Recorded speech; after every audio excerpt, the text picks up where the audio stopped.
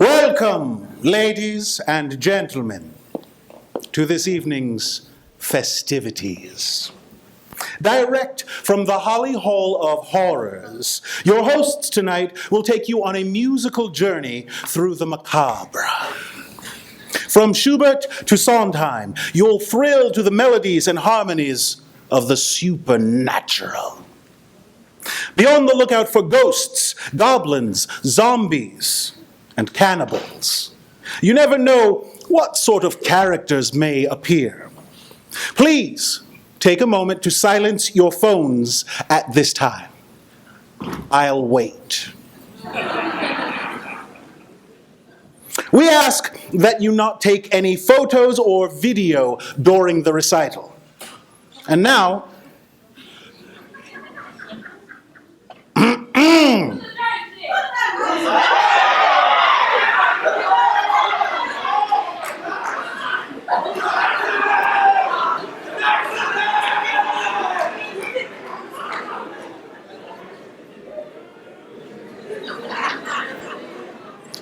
I warned you. And now on with the show. Erlkönig is probably one of the most well-known songs of Schubert's, some 600 Lieder, and his claim to fame during his lifetime. Composed in 1815, when Schubert was only 18 years old, Erlkönig is a perfect example of how he transformed 19th century song. The text is from a poem by Johann Wolfgang von Goethe, and contains all of the elements beloved by 19th century romantics: imagination, legend, nature, and death. Schubert masterfully creates all the characters: the narrator, the father, and the boy. Each time the boy sings, he frantically climbs in pitch as the Earl King makes his move on the child. And of course, the Earl King is always sung in a major key until his true purpose is revealed. As was Schubert's style, he even created the character of the horse, manifested in the driving rhythms of the piano. Gretchen am Spinnrade, or Gretchen at the spinning wheel, portrays an entire emotional range, from depression to pleasant reminiscence to frantic madness, all in the space of one song. Schubert gives a brief glimpse into the character of Gretchen from Goethe's Faust, who at this point has been seduced, made pregnant, and abandoned by Faust, the man she still loves. As her obsession leads to madness, Schubert once again gives the piano a role to play, as it portrays the constant spinning of the wheel, while Gretchen continues her work, realizing that for her, there will be no escape from the drudgery that has become her life.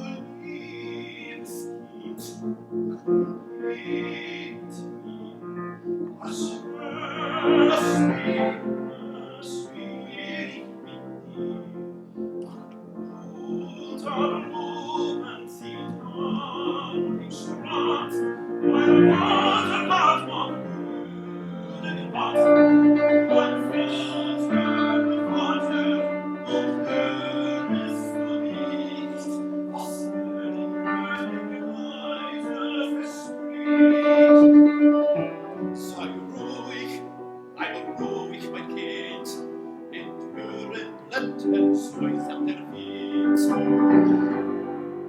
Jetzt meine Gnade, du mit mir, meine Töchter, morgen die Fahrten schöner, alle Töchter führen die Häschen rein, und fliegen und tanzen und singen die Kleinen, sie fliegen und tanzen und singen die Kleinen. Mein Vater, was ist für die Groß, der König Töchter und Fürsten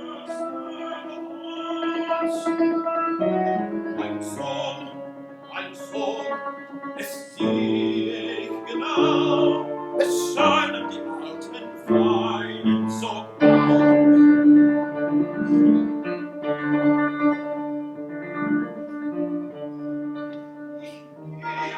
Ich als eine schöne Stadt, und bist du nicht wenig, so grau nicht gebaut.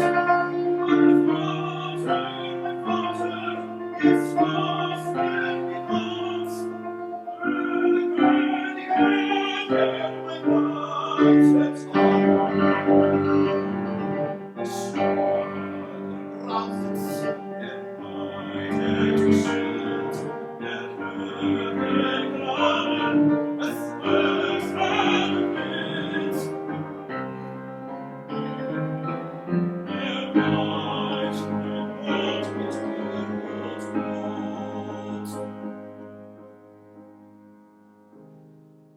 In seinem Armen das Kind war tot.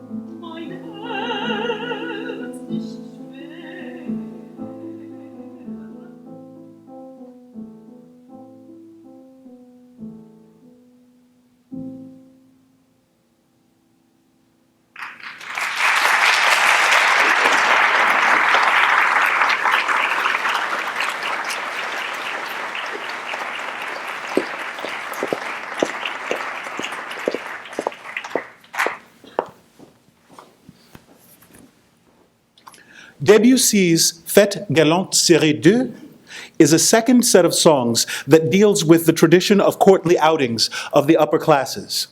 But in the hands of Debussy and the poet Verlaine, the songs take on a quality of foreboding and mystery.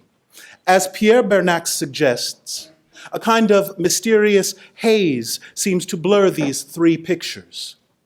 Both composer and poet were dedicated to the symbolist tradition of evoking atmosphere through the natural sonorities of the French language and the use of alternative scales, such as the pentatonic and the whole tone scale.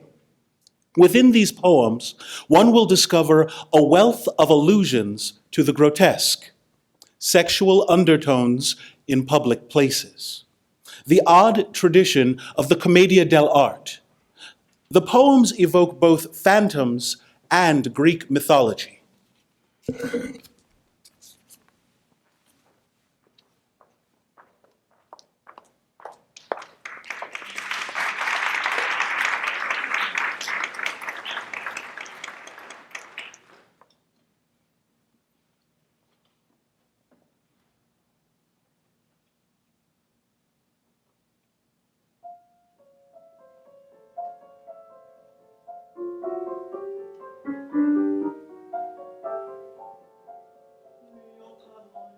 Avec les langues sûres, en sorte que ce matin et le vent frémissaient des bras de chambre souvent intercédés.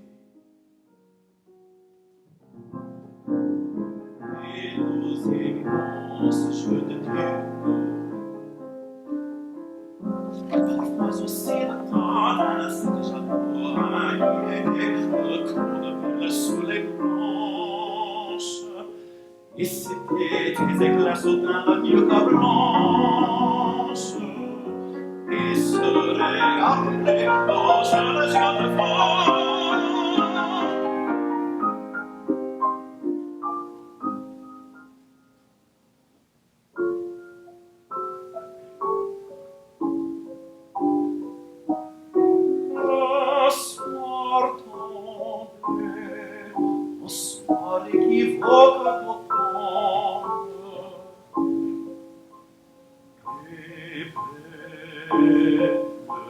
Cependant les vieux anoras virent alors des mots si spéciaux, tout bas,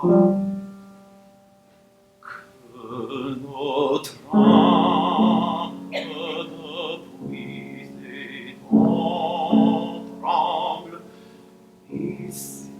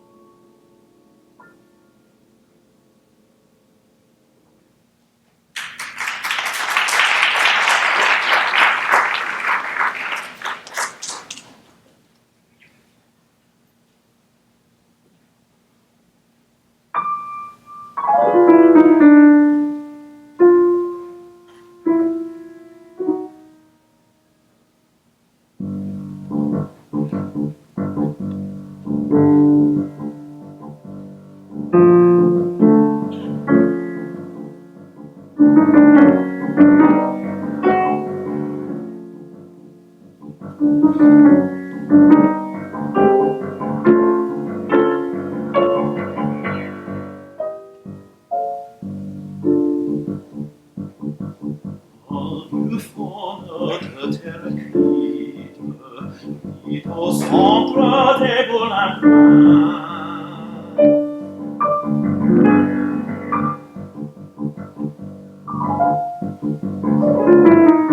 visages sondus tout de suite, au visage ces instants sereins, qui m'ont conduit et t'ont conduite, et l'on conduit comme des pelins.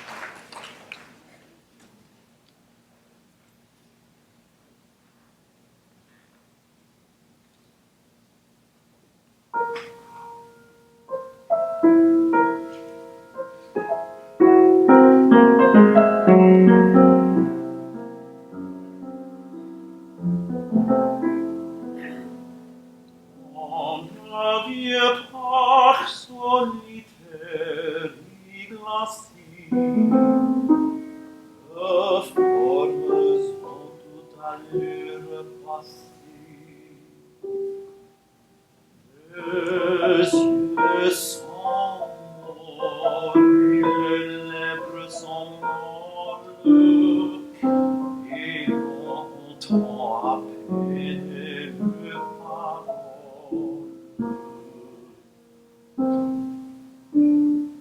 Quand le vieux parc solitaire et glacé, deux spectres ont évoqué le passé.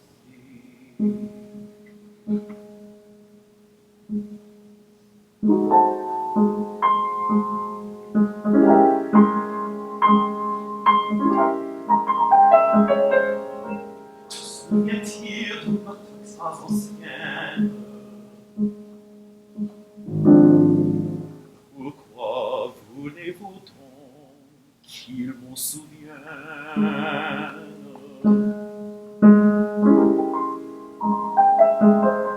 Donc va-t-il toujours à mon sauvant, toujours va-t-il à mon rêve?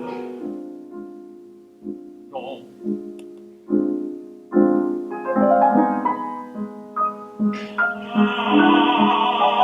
L'amour se donne indicible,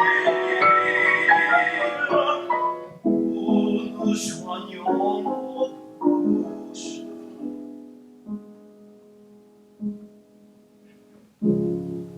C'est possible.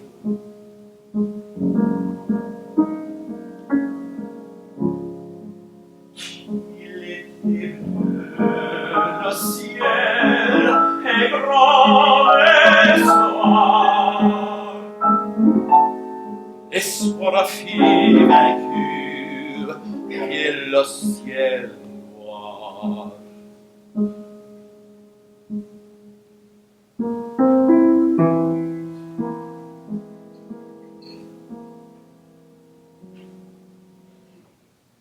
Tes yeux marchaient dans les arbres à la femme, et la nuit seule entendit la parole.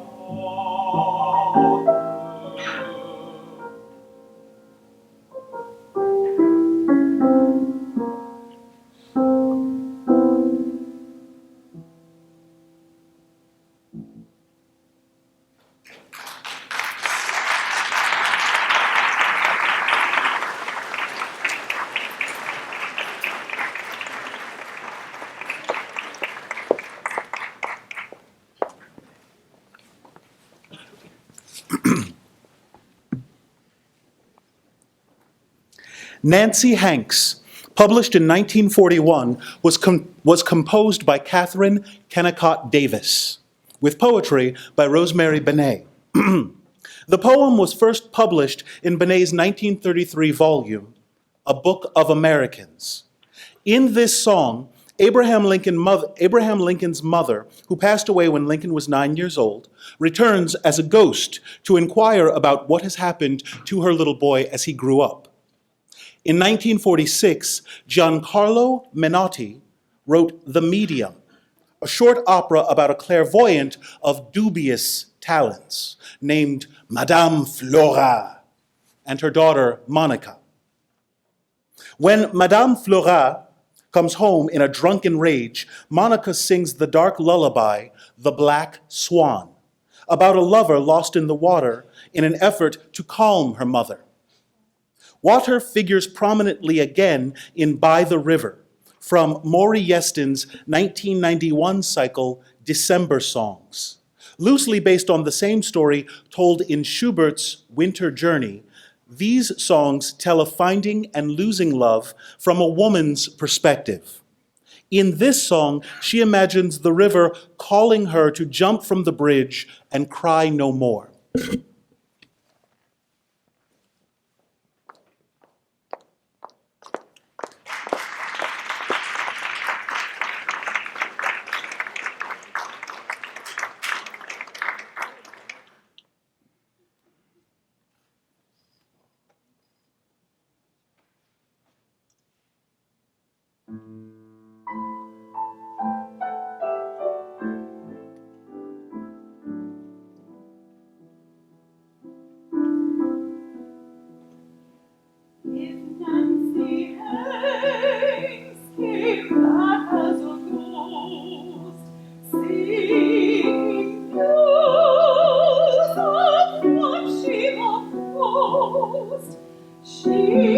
ask first, where's my son?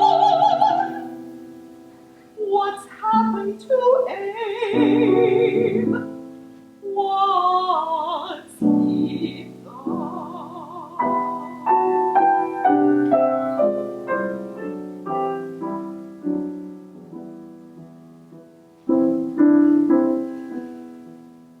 Poor little Abe left all alone, except for Tom, who's a rolling stone.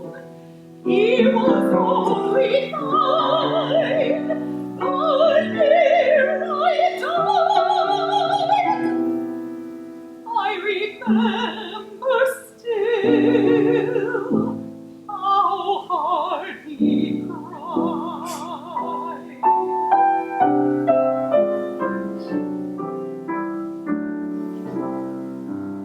Slaving alone in a little shack, with hardly a shirt to cover his back, and the prairie wind to blow him down, or pinching times if he went to town.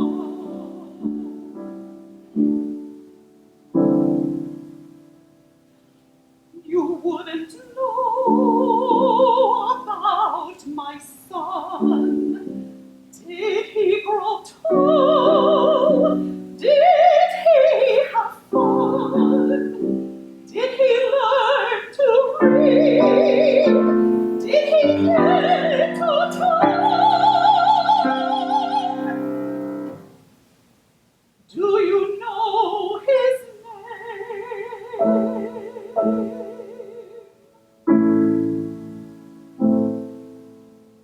Did he get on?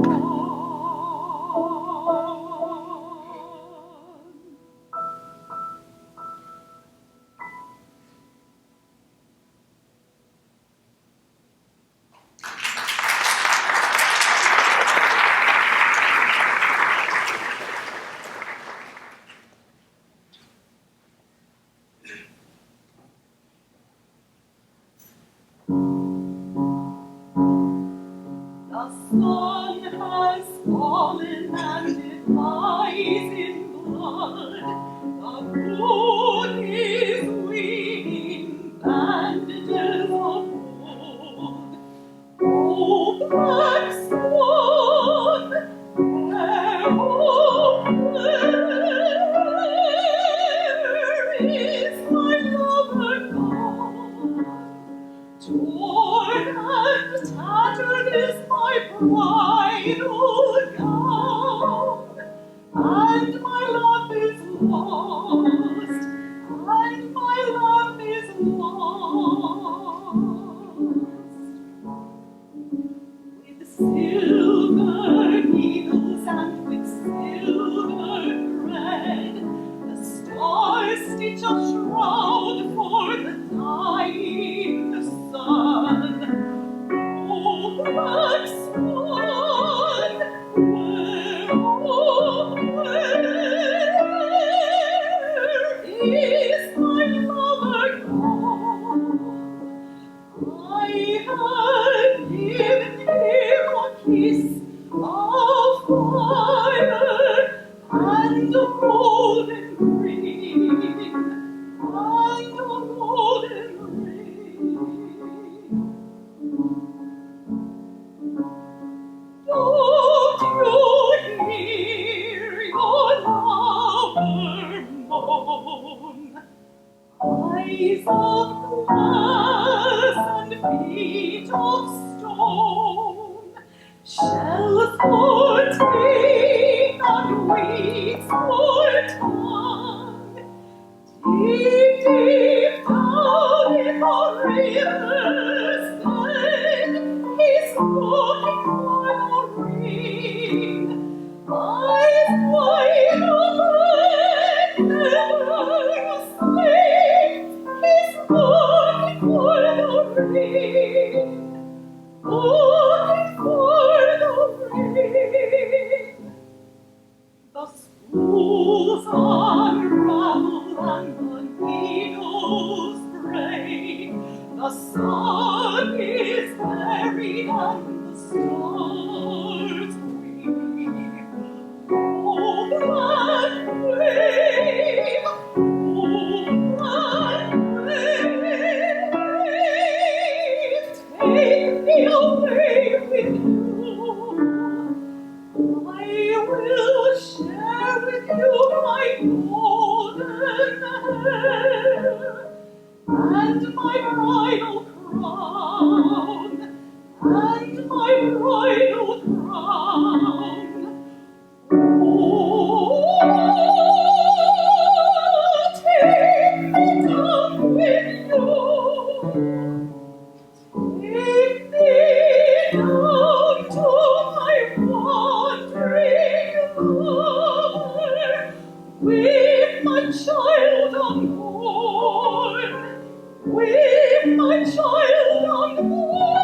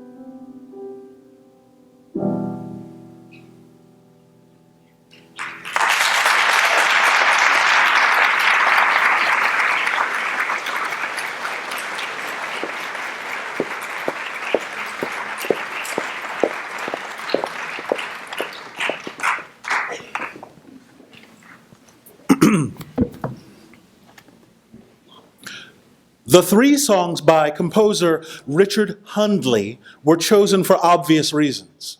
Or as Professor Noda likes to say, Handley does Hundley. The first two are both epitaphs and are not alike in any way whatsoever. The first, The Astronomers, is a somber tune to a husband and wife, presumably Hundley's grandparents, that he found on a tombstone in Allegheny, Pennsylvania.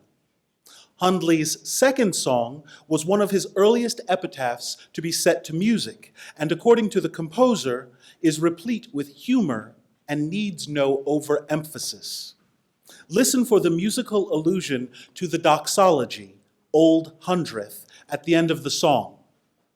Finally, Sweet Suffolk Owl is perfect for a recital just before All Hallows Eve. The musical setting is dark and foreboding, while the poetry evokes images of an owl at night singing a dirge for dying souls.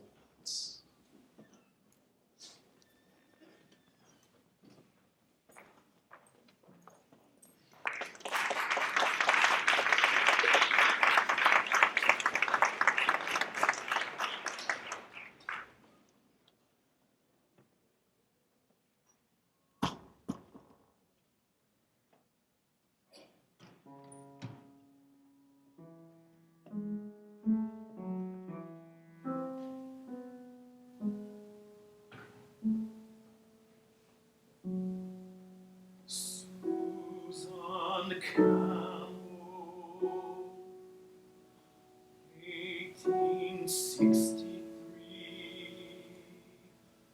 1910. Brian Campbell, 1862, 1909.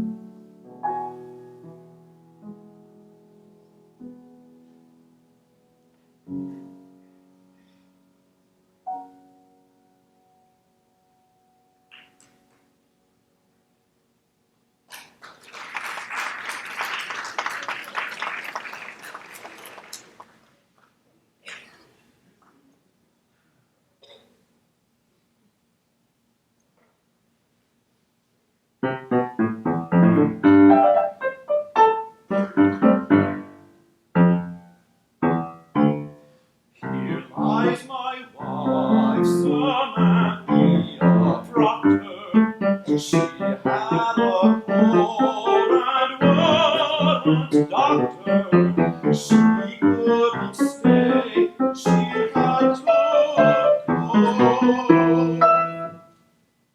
Praise God from the whole world sings.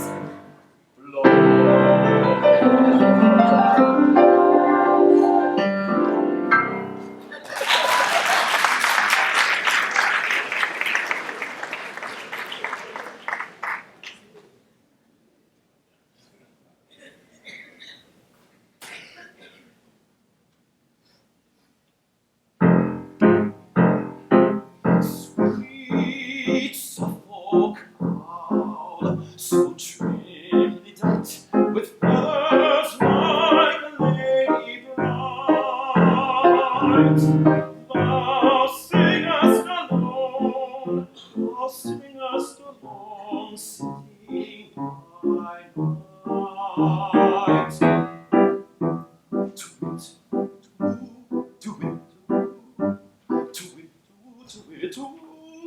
Thy notes that both so freely rose, the shrill command the often draws, and singest the dirge for dying souls.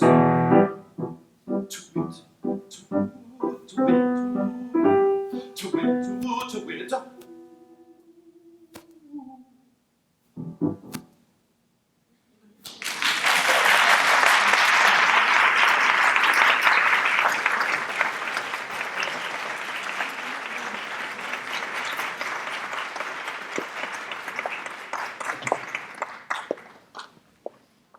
Ladies, gentlemen, ghouls, anyone else, mommy, please enjoy one 10-minute intermission while we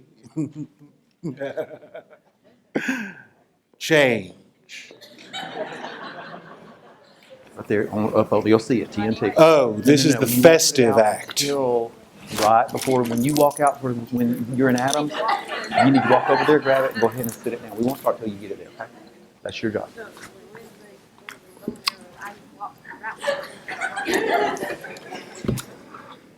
No, go ahead and preset it. Preset it before the song. When you walk out before the song starts, get it and put it in its place. The Mystery of Edwin Drood, already there. based on Dickens' unfinished Always novel, do the whole song. was the first Broadway musical You gotta to ever put it include right out. multiple We don't want it endings down to the in which the identity of the killer You was got- decided by audience You vote. go out, you go straight to that box, get it, and put it in. Shh! I can hear you. The show's music was composed by Rupert Holmes, whose earlier claim to fame was that enduring classic, Escape. Oh, you know it. I was tired of my lady. Yep, the Pina Colada song.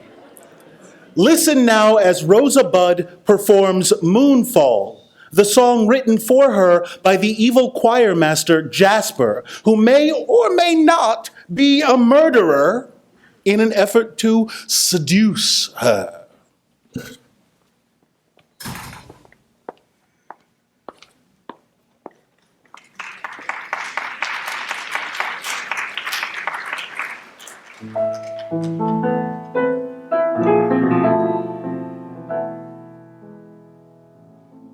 Between the very dead of night and day, upon a steely sheet of light, I lay, and in the moonfall I'll give myself to you.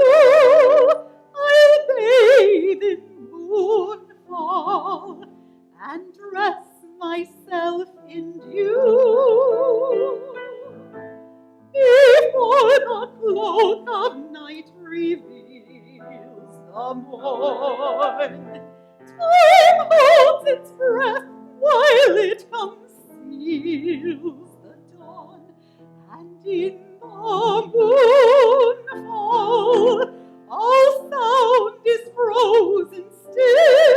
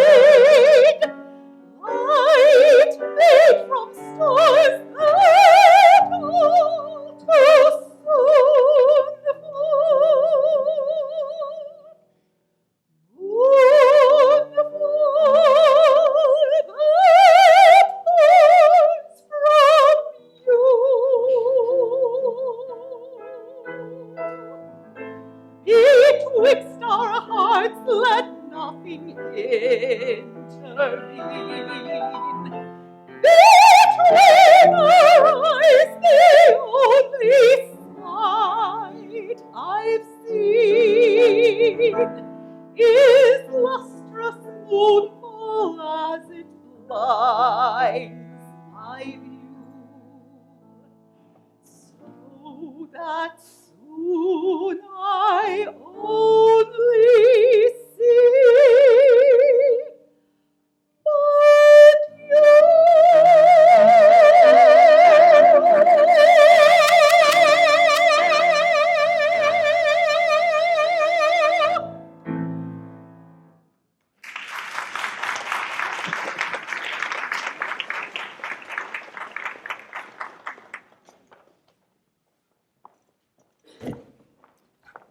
Sweeney Todd, the demon barber of Fleet Street.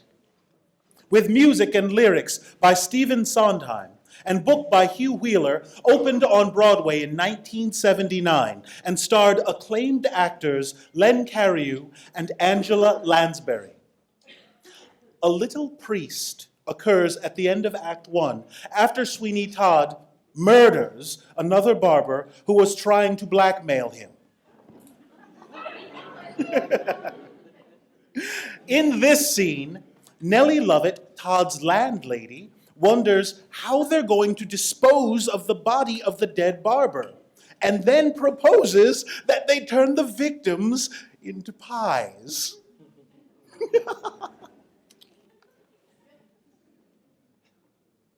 Well, what are we going to do with him? Later on, after it's dark, we'll take him to some secret place and bury him. Yes, I suppose we could do that. Don't suppose he's got any relatives that are going to come poking around looking for him. But you know me.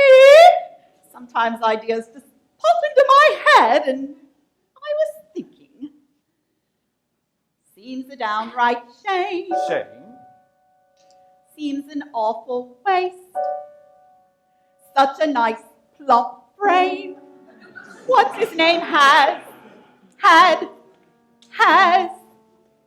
nor it can't be traced. Business needs a lift, debts to be erased. Think of it as thrift, as a gift, if you get my drift. No? Seems an awful waste. I mean, with the price of meat, what it is, when you get it, if you get it. Good, you got it. Take, for instance, Mrs. Mooney and her pie shop. Business never better using only pussycats and toast.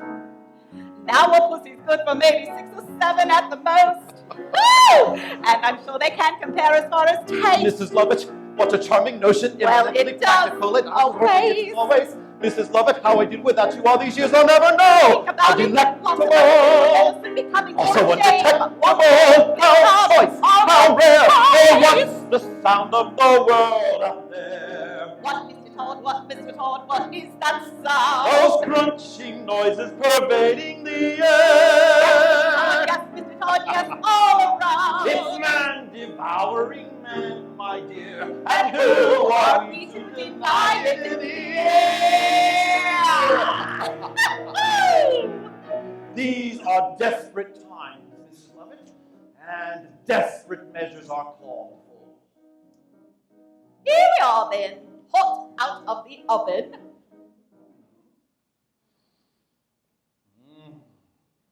What is that? It's priest. Have a little priest. Is it really good? Sir, it's too good, at least. Then again, they don't commit sins of the flesh, so it's pretty fresh. Awful lot of fat. Only where it's sat. Haven't you got poet or something like that? No, you see, the trouble with poet is how do you know it's deceased? Try the priest.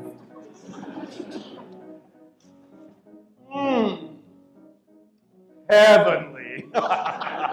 Not as hearty as bishop, perhaps, but then not as bland as curate either. And good for business. Always leaves you wanting more. Trouble is, we only get it in on Sunday.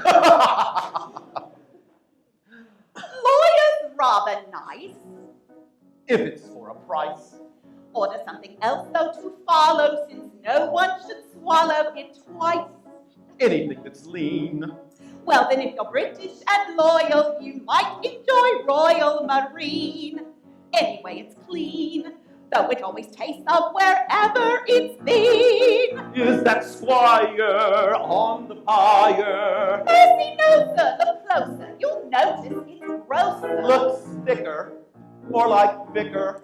No, it has to be grosser. It's green.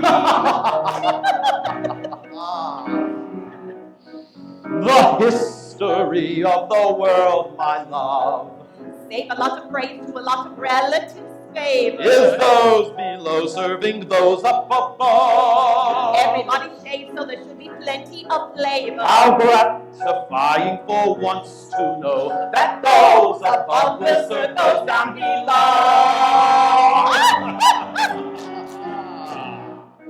Well, now, if you don't fancy the Royal Marine, how about Rear Admiral?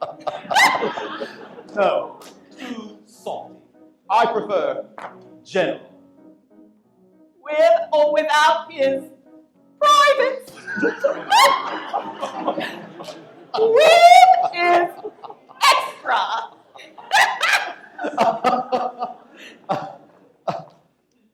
What is that? It's Bob, finest in the shop. Or we have a shepherd's pie peppered with actual shepherd on top. And I've just begun. Here's the politician so oily, it's served with a doily. Not one. Put it on a bun. Well, you never know if it's going to run. Try the fryer. Fried, it's fryer. No, the clergy is really too coarse and too mealy. Then actor, it's compactor. Yes, and always arrives overdone. I'll come back when you have judge on the menu. Wait! We don't have judge, at least not yet. But we do have something you might fancy even better. What's that? Executioner!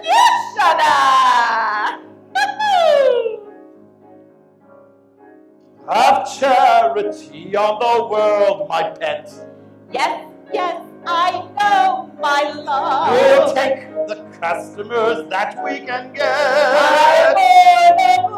My love. We'll not discriminate, great or small. No, we'll serve anyone, meaning anyone, and to anyone at all.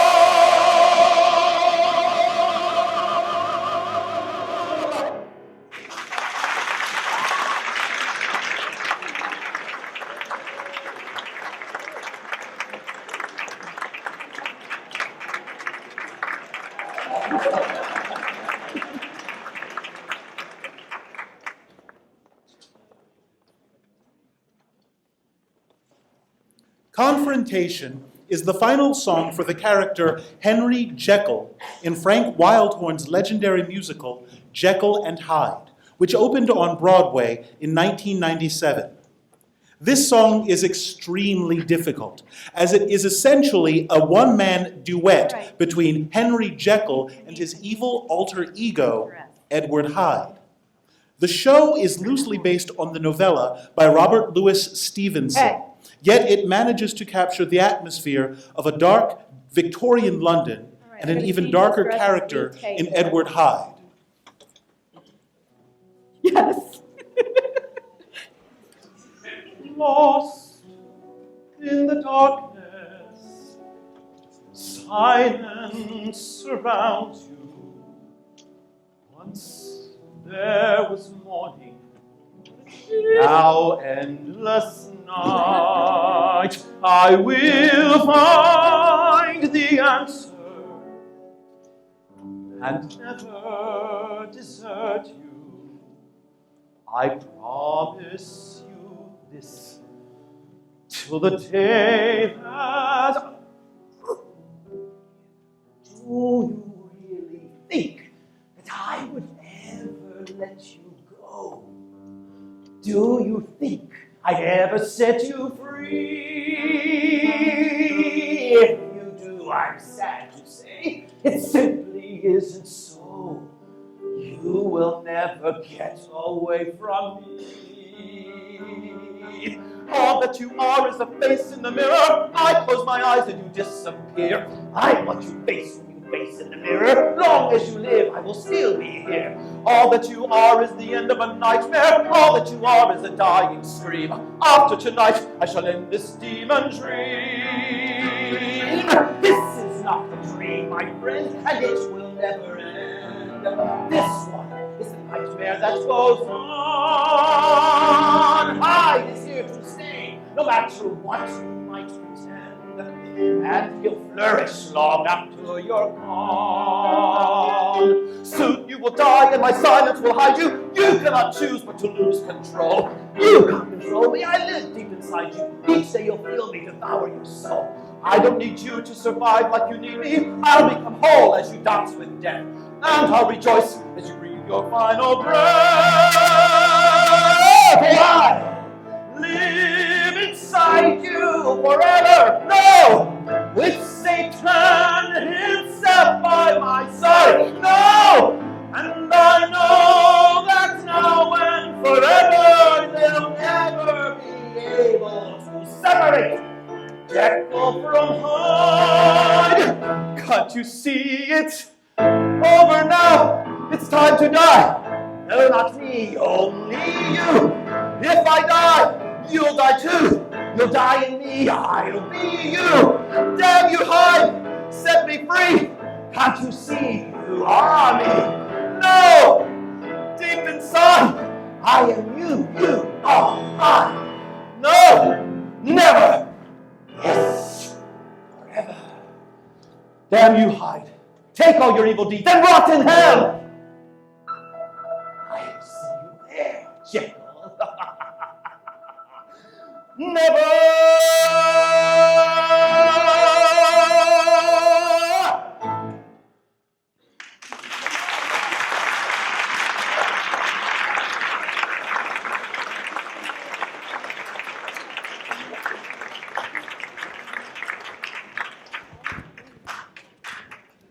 What would a Halloweenish recital be without reference to the Addams Family?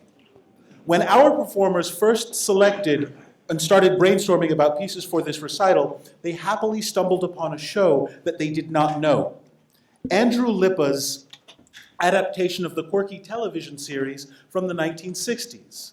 Opened on Broadway in 2010, and it was an instant hit with fans, largely due to the popularity of leads Nathan Lane and Bebe Neuwirth. Tonight's song choices include Gomez's aria, for lack of a better word, a masochistic tribute to his beloved torturess, Morticia.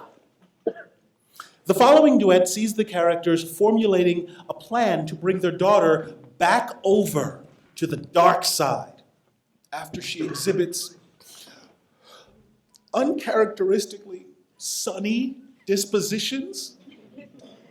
Finally, we welcome community performers and ASU music majors onto the stage in our finale, When You're an Addams, as we bring the entire Addams family to life, or death, depending on your perspective. Now, before we go any further, let me introduce you to the members of the Addams clan.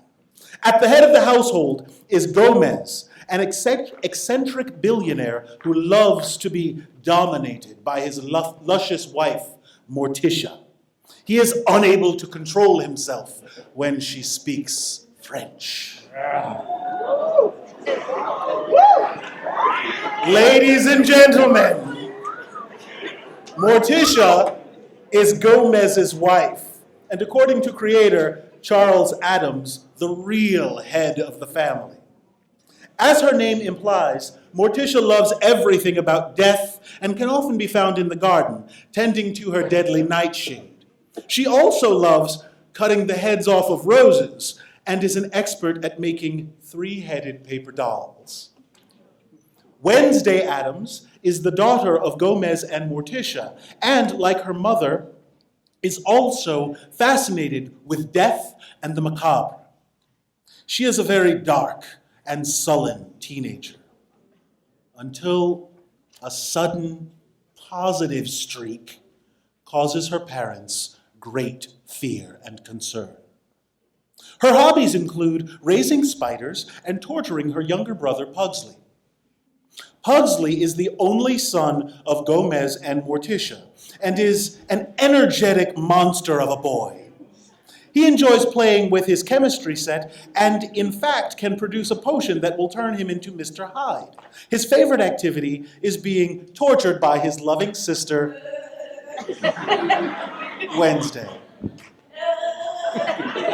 That's enough. Uncle Fester is, well, Uncle Fester. He enjoys fishing, though he prefers using dynamite rather than a fishing pole. He also has the unusual ability to generate electricity and can illuminate a light bulb in his mouth. Grandmama Addams is the matriarch of the family and mother to Gomez, and in the stage version, mother to Fester as well. She is, in essence, a witch, infamous for her potions and hexes, and even dabbles in fortune-telling. I see failure. Finally! I see Finally! loss. Finally! And I see death. Thank you, Adamses. Finally!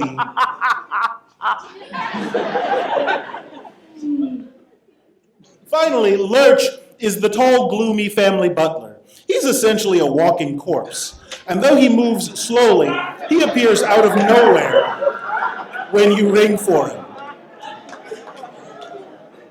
He's a man of few words, and often prefers to grunt rather than speak. Now, feel free to laugh, applaud, and enjoy as we present the Addams Family.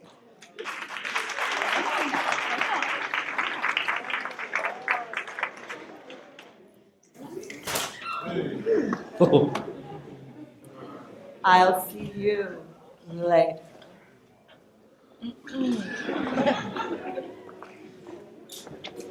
Morticia mia, Morticia, Morticia, the name alone is gold. It speaks of death and labored breath, not fears of growing old.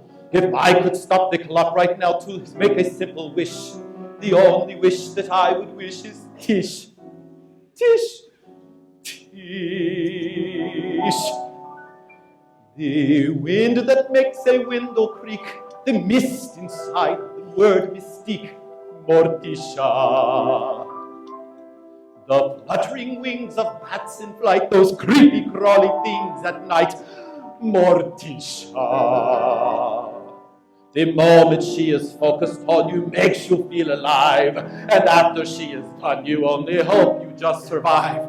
Not unlike being stung by every bee inside the hive, Morticia. The scream she saves for only you, the misery she puts you through, Morticia. The chill she brings to every room, that lethal stench of French perfume, Morticia. She meets your gaze and promises to send you to the sky, when all the while behind that smile she's wondering how you die. That's why it's so incumbent to be dominated by Morticia, Morticia. The hours playing hide and seek, that unexpected Greek technique. Morticia. a blackened heart, a darker soul, imprisonment with no parole.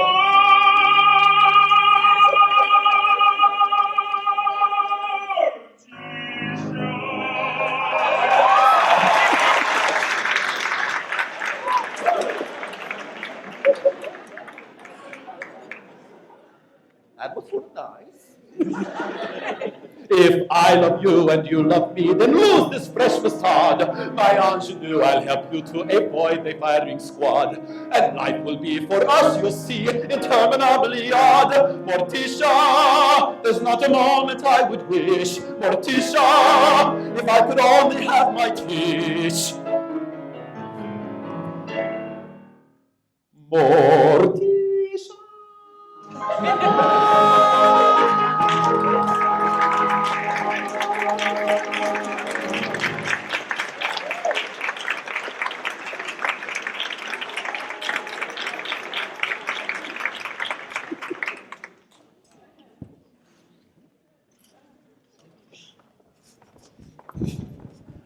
Isn't it a beautiful day, Mama?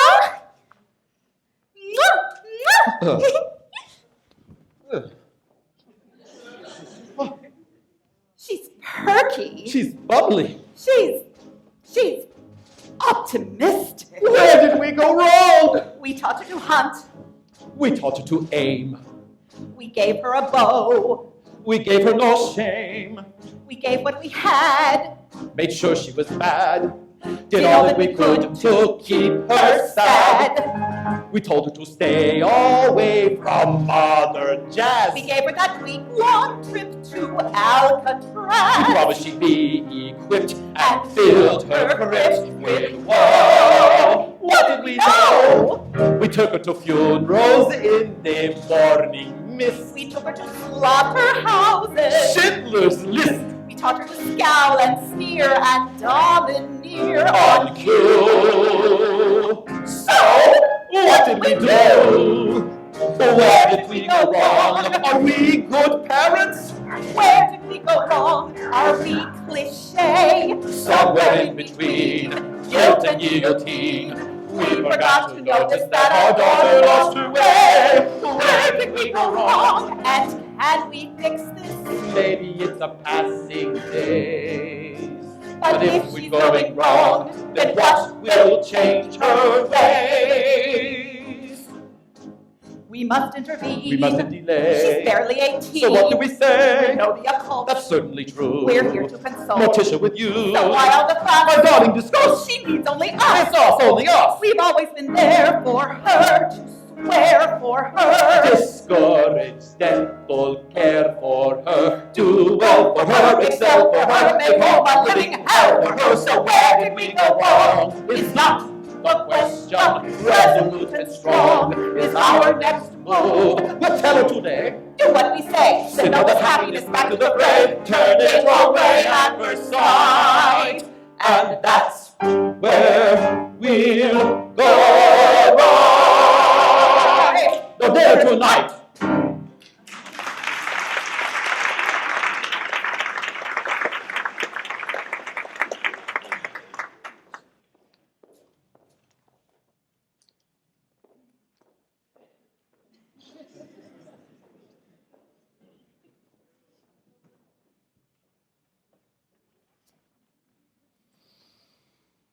Ah, the intoxicating smell of the graveyard. Once a year, when the last leaf of autumn falls, we gather to honor the great cycle of life and death.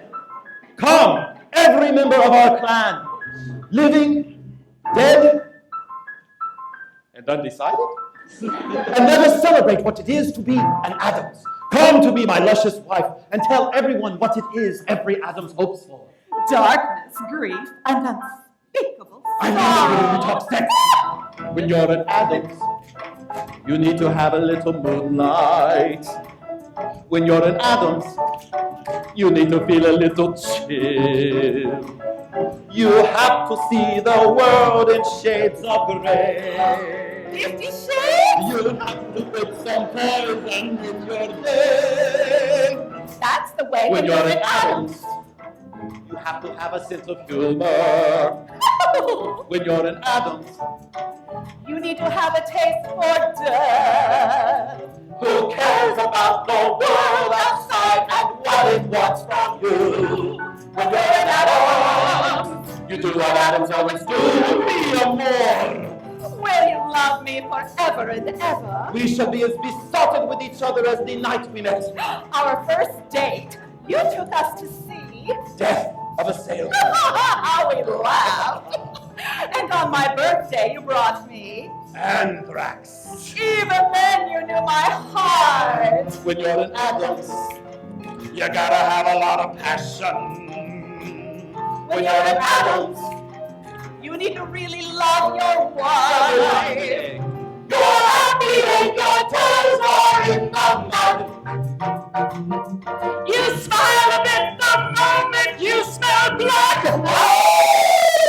When you're in Adams, You need to grab your bow and arrow. when you're in Adams, So pour a potion and wait till things get hot. when you're in Adams, You have to feel set up. hot. So keep your sunshine and keep your glee. Country music and Tennessee. Keep your laughter and MTV. And all will be alright.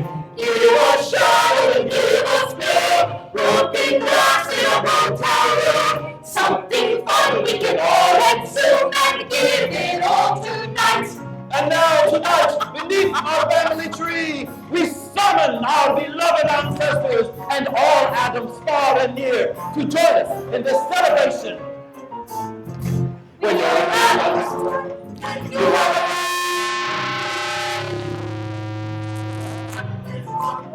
you're obligated to the crown. It's family first and family last and family by and by. When you're in Adams, the standard answer's gonna apply. When you're in Adams, you do what Adams do or